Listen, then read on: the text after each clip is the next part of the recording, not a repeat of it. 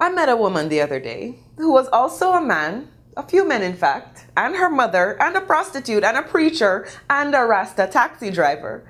You see, Debra Earhart portrays over 20 different characters in her one-woman play, Jamaica Farewell.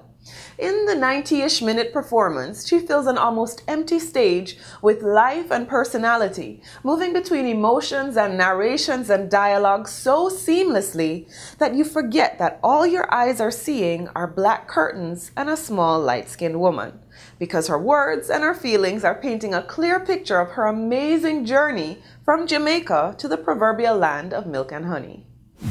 I don't think I've seen anything I've enjoyed as much in years. She had great stage presence, and it was a great Jamaican story. Oh, we'll get to the story, but first we need to introduce you to the character that is Debra Earhart. The story is a little girl with a dream that just wants a better life, more opportunities, and that's it. She's been performing Jamaica Farewell for quite a few years, so we were surprised to find that she was still nervous about how the audience would react. I'm so grateful that people actually pay for a ticket, get in their car, get dressed to come and see my show. I've told this story over 500 times. These are people who have never seen the play. This is the third time I'm seeing it, so you know I love it. She's a fabulous storyteller. It's better each time. I must tell you, first of all, that the only thing that I can do, really, is tell a good story. In fact, by the time I was 10, I was telling stories in the mango tree and charging 5 cents if you want to hear my story, because I was that good, you know. My dad was an alcoholic and a drunk, and so we didn't have any money in my family for any kind of entertainment or nothing. So to keep my friends and to keep their interest, I had to, develop a skill. And Jamaicans, when we don't have nothing, we can make something out of nothing, okay? Debra has a genuine talent for creating something out of nothing. Her stage is an empty canvas, and the storytelling skills she honed as a child now help her fill it with color and life. My set is very simple. I have a couple boxes and a couple chairs and a little podium. Sometimes I use a music stand because I want the people to use their imagination. My goal is to get them out of the seats and onto the stage with me. I'm sure by now you agree, this lady knows how to be dramatic. But you're probably wondering, how good can this performance really be if there's only one person telling the story? It's so funny because many Jamaicans, when they hear about Jamaica Farewell as a one-person show, their reaction is, me now go see a play with one person? How one person can do a play? Come to Jamaica Farewell and you'll see how one person can do a play. I could actually feel all the emotions. I was going through all of them. I was scared when she was scared. I was like, what's going to happen? When she was talking to her father before she left, she was actually crying. Saw her wipe her face. So that was very emotional. I want to feel every single thing, and sadness and happiness and everything, all the emotions that you feel I need to feel all of them as an artist.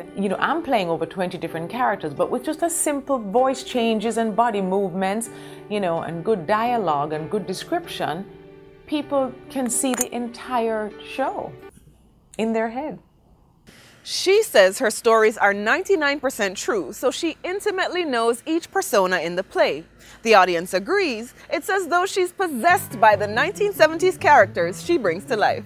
She actually captured the personalities and the voices and the movements. It was incredible. You just believed you were looking at a man. It's not me, it's the people that are in there driving all the characters, the people themselves, each one of them. That's who it's like they take over my body. Let's get back to the story, which is actually one of hope. To quote Debra, though the same success does not await every deserving newcomer, it is the intoxicating hope that lures people across oceans.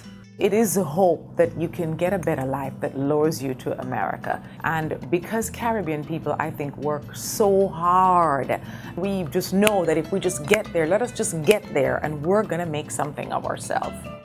The story of her escape from Michael Manley's Jamaica resonates with audience members from around the Caribbean who recall an era of political turmoil. The Caribbean went through metamorphosis in the 70s that everybody wanted to get out. It was a tough time for everyone. Politics was not the overriding theme of the play, but the grim conditions brought about by the socialist movement set the scene. Those who could fled the country. Those who could not made every attempt to. At home, young Debbie Ann was well loved by a stiflingly religious mother and a gambling alcoholic father. And so she yearned for a life filled with Disney characters and sweet green apples. Jamaica Farewell chronicles her high-stakes mission to leave the island she loved for a chance at the American dream. The response has been overwhelming.